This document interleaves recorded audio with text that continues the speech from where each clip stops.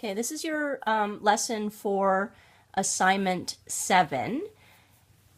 When I was going through this assignment, I had a little bit of trouble with some of it, so I wanted to walk you guys through what I did so that it will help you when you're completing the assignment. So for the first part, this should be pretty straightforward for you. Remember that in each of those equations you need to identify the slope and the y-intercept, and you can use that to graph it. For D and E, you're going to have to turn that equation around into the y equals mx plus b form before you can actually graph it. Okay, so bring the other variables to the other side of the equation. Okay, you can either graph all 5 lines on the same graph and just label them, or you could do 5 smaller graphs and just put each line on each graph. It's up to you. For part B, this is where there's a little bit, you require a little bit of thought and investigation in order to do it. So I wanted to walk you through how to get it started. Okay, so the first part it tells you to do is set up a table of values using the odometer reading as the x variable. So you're going to create a table of values, which means you got something like this, and the odometer values are everything that's written on there. So we have 0, 75, 150, 225, 300, 350, 400,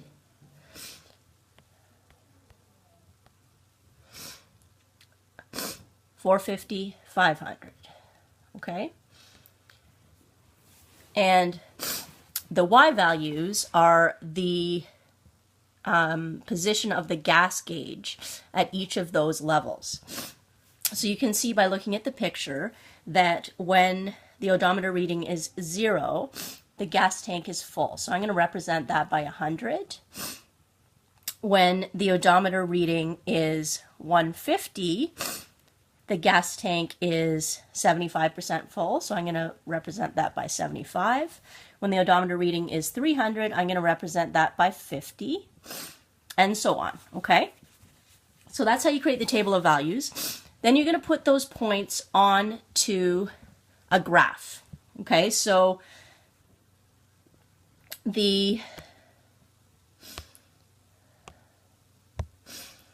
x variables are going to go on the x-axis, and the y variables are going to go on the y-axis. Okay, so you need to come up with a proper scale in order to graph those lines. You need to figure that out. So it might be trial and error. You're going to do it by hand on a piece of graph paper. So you can print graph paper off for free off the internet, or you can probably get some from your learning center. When you start to graph those points, you're going to run into a little bit of a problem. You're going to notice something that doesn't seem quite right. And I think you have to do it in order to really see what that is.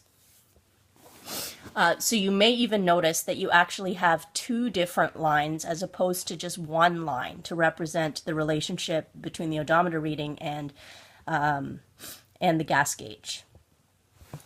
So I want you to work through that and answer those questions based on that. I'm going to show you one more thing. Okay, so let me just erase this.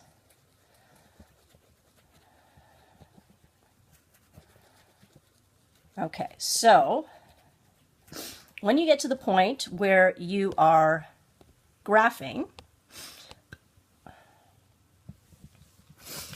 okay, so here's my graph.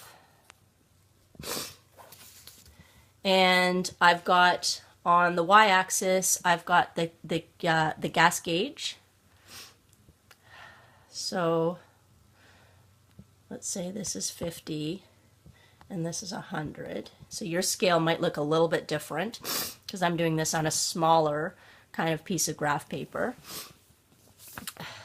at 50, there should be a point at 300. So 1, 2, let's say 200, 400. So let's say that's 400 and this is 200. Or let's say, sorry. Let's say 2, 3, 4.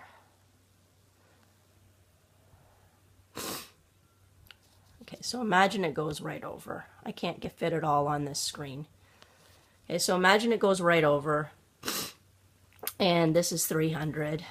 So I've got my point at 350. So here, and I've got a point at 75 and looks like 150. So halfway through here, 75. And I got a point at 425. So partway through here. Hopefully your graph, the scale's a little bit better. Okay?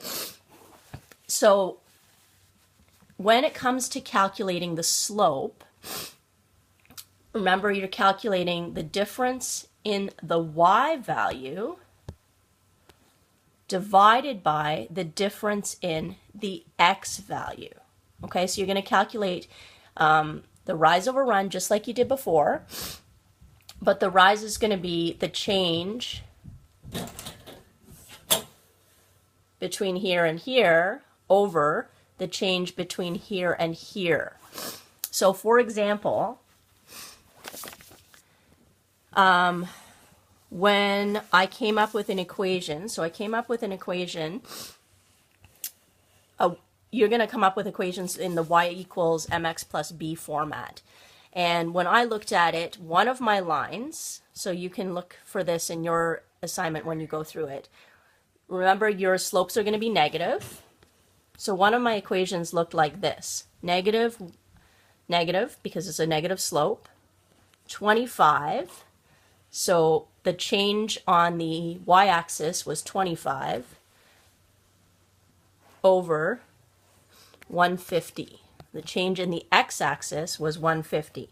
Now, when we put this in lowest terms, that's actually negative 1/6 x. And remember, there's the y-intercept as well.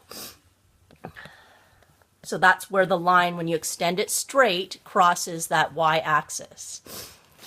So my y-intercept for my one equation was 100 because that's where it crossed the y-axis. Okay, so I think you'll be fine. So just kind of use those guidelines to set it up. There are some questions that require a little bit of extra thought, so you're going to have to think about it.